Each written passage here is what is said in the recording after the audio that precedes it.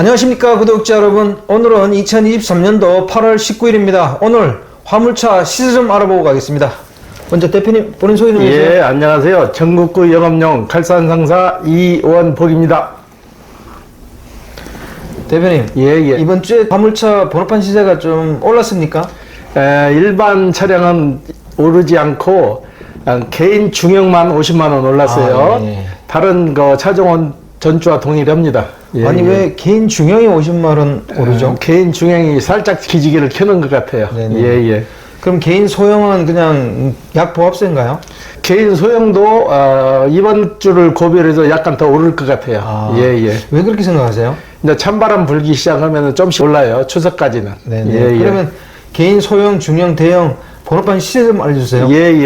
개인 소형부터 말씀드릴게요. 개인 소형은 1.5톤 이하 0.5톤까지를 개인 소형이라고 그러거든요. 전주에 시세가 2,750이었는데 이번 주에도 2,750이 계속될 것 같고요. 그 다음에 개인 중형. 개인 중형은 전주에 2,700에서 2,720, 30선에 거래됐는데 2,750까지 이제 몰랐습니다. 그리고 일반 대형. 일반 대형은 3,300만원.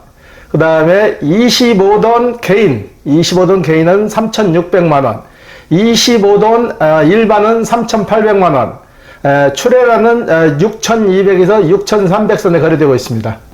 그 대표님, 일반 대형이라는 게 그게 뭘 얘기하는 건가요? 일반 대형이라는 것은 개인은 개인 거고 말 그대로 일반 대형은 허가권이 있어서 운수회사로 팔 수 있는 물건을 얘기하는 거예요.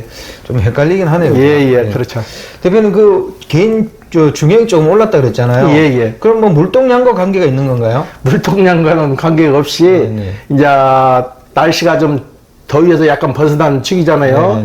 원래 이 시기 되면 좀 올라요. 여름이 끝나는 시기에서 좀 올랐다가 12월 초까지는 지속성이 계속 연결되거든요. 11월에서 1월달, 2월달까지도 침체기예요. 그러면 개인 대형은 별로 예전부터도 이렇게 번호판 시세 등락이 크게 없었잖아요. 그렇죠. 이거는 대형차기 때문에 크고 사고 파는 율이 적다는 얘기죠. 그럼 개인 소형과 개인 중형이 가을이 되면 좀 오른다, 뭐 이렇게 보시는 건가요? 그렇죠. 찬바람 불기 시작하면은 물동량도 좀 많이 늘어나요. 물동량 늘어나면서 혹한기가 오기 전까지는 좀 상승세가 계속 지속되는 거예요. 겨울에 눈이 오면 조금 떨어지고 그런 거예요? 그렇죠. 그럼 대표님, 저번 주하고 이번 주 개인 소형, 중형 거래량 좀 알려주세요. 개인 소형은 꾸준히 10대 정도에서 왔다 갔다 오고요. 개인 중형은 2대, 3대 걸로 약간 상승세를 탔어요.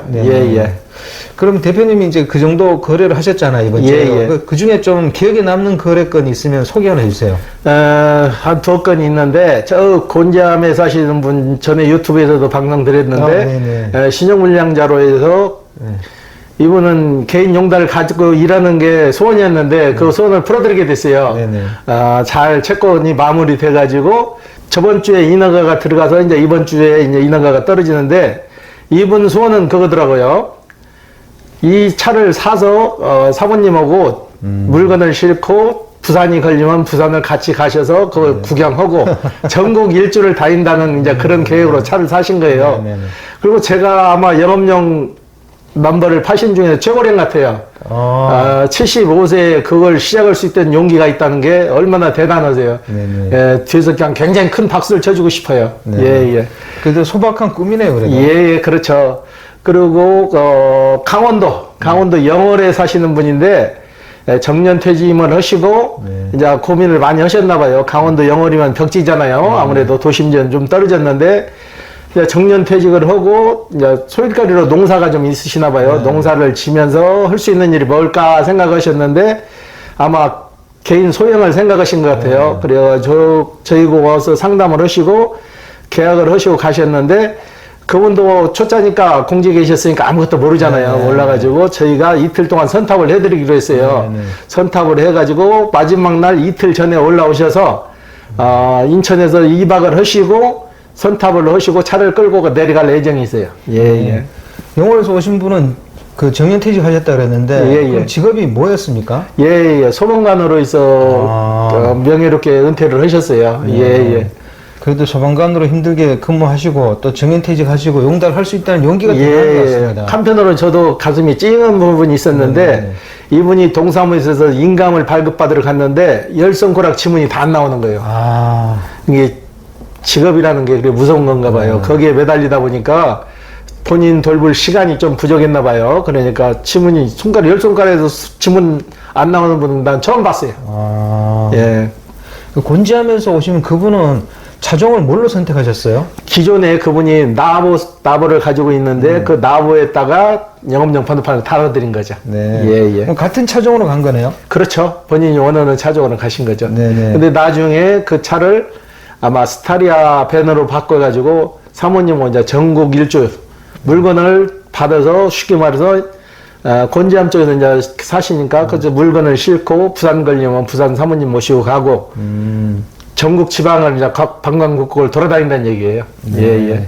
그러면 영월에서 오신 분은 차종을 뭘로 선택하셨습니까? 예, 영월에 계신 분은 지역 특성상 농사도 좀 짓고 하니까 1톤 포터 카고, 예, 카고로 선택하셨어요. 예, 예. 화물차 시세는 뭐 어느 정도 안정화된 것 같고 예, 예. 화물차 사태에 대한 뭐 정부 발표 같은 게 좀 있습니까?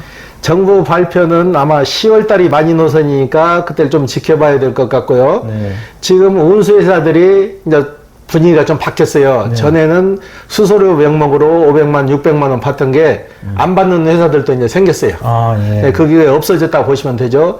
잘 선택만 하시면은 집 번호도 그냥 임대료만 내고 쓰시는 거지. 임대료 정해진 금액에서 20만 원이면 20만 원, 25만 원이면 25만 원 그 금액만 내고 쓰시면 될 거예요.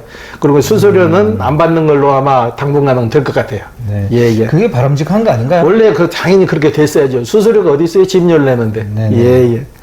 그리고 화물 하시는 분들이 이거 화물 건당 콜비 있잖아요. 예, 예. 콜 그 수수료가 좀 비싸다고 생각하시는 분들이 있더라고요. 많이 비싸죠.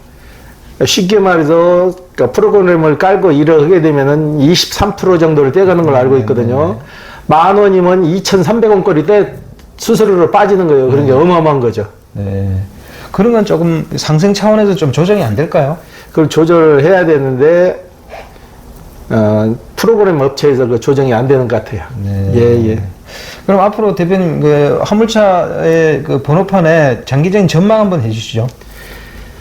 화물차 장기적인 번호판 전망을 하시려면은 물동량은 늘어나지 않아도 안정적인 일단은 이 투자를 하게 되면은 이 돈이 없어지는 게 아니잖아요. 면허권에 살아있고 차에 살아있으니까 그리고 큰 자본이 안 되니까 당분간은 지속성으로 이제 계속 연결될 것 같아요. 그리고 전망은 괜찮으리라고 봐요. 예, 예. 작년 대비해가지고 올해 같은 기간 대비해보면 화물차 예, 예. 번호판 시세는 어떻게 움직였어요? 작년보다는 많이 급락을 했죠. 작년 중반기까지만 해도 소형이 3,150에서 3,200선, 그 다음에 중형이 3,300, 3,400 그 정도 하던 게 그렇게 폭락을 했잖아요. 그 추세에서 약간 이제 돌아서서 상승세를 다시 타는 거예요. 옛날 쪽으로 100% 회복은 안 되더라도 거의 근사치까지는 갈 거예요. 예, 예. 개인 소형이 급락한 이유는 뭐예요? 개인 소형도 급락을 많이 했는데 개인 중형이 더 급락을 많이 했죠. 예. 개인 중형이나 개인 소형이나 원희룡 장관이 나와서 담화를 했을 때 물류회사, 지입회사 번호판 쉽게 말해 넘버 장산 번호판을 회수해서 일반한테 주겠다. 그 발표를 했을 때 그걸 유권 해석을 잘못한 거예요. 그냥 남의 법인 번호판을 일반적으로 뺏어다 줄 수는 없는 거예요. 그분들도 하나하나 돈 주고 사서 모아가지고 운수회사를 만들어 놓은 건데 개인한테 그냥 준다는 소비자 측에서는 그렇게 생각을 하신 거예요. 그래서 번호판 값이 없어지겠다 해가지고 그렇게 갑자기 곤두박질을 친 거예요. 근데 그게 아니라는 게 밝혀지니까요. 서서히 다시 회복되는 추세예요. 예, 예. 그러면 전기차는 개인 예, 예. 소형 그 번호판 시세 급락의 원인을 제공한 건가요? 전기차가 지속적으로 계속 나왔으면 그런 영향도 있겠는데 전기차는 정부에서 보조금을 많이 해줘가지고 나온 차거든요. 초창기에 전기차 활성화를 시키기 위해서 정부에서 자격 조건만 갖추면은 번호판까지 내줬다고요. 네네. 한정 대수를 내준 거예요. 지자체 예산에서 그 편성된 금액만큼만 내줬는데 지금은 이제 올수업 됐어요. 올수업 되고 전기차를 뽑더라도 지자체에서 그냥 내주는 게 아니고 일반 내연기관에 붙어 있는 번호판을 사서 이제 장착을 하시게 되니까 의미가 없어지는 거죠. 그리고 전기차로 한번 간 번호판은 다시 내연기관차로 갈 수가 없어요. 전기차는 전기차로밖에 못 가는 거예요. 예. 그러면 전기차 번호판은 개인 소형 그 화물차 번호판 시세에 큰 영향을 못 미쳤다 이렇게 생각하시는 그렇죠. 예. 그럼 전반적인 물류라든지 그런 정보의 어떤 화물차 사태 해결하는 과정에서의 어떤 문제 때문에 급락한 거로 보시는 거죠? 예, 그렇죠. 네. 그럼 요 최근에 이제 화물차 거래를 하시면서 뭐 요 최근에 전과 달리 화물차 거래에서 뚜렷한 뭐 특징 같은 게 좀 있습니까?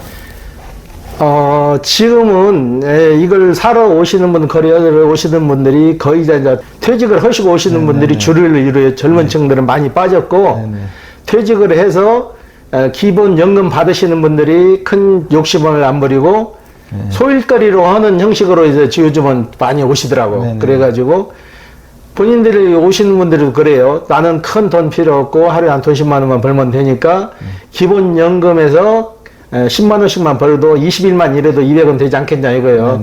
그런 개념으로 오시더라고. 예. 오늘 인터뷰 감사드립니다. 예. 네, 구독자 여러분, 오늘은 2023년도 8월 19일 화물차 시세를 인터뷰해봤습니다.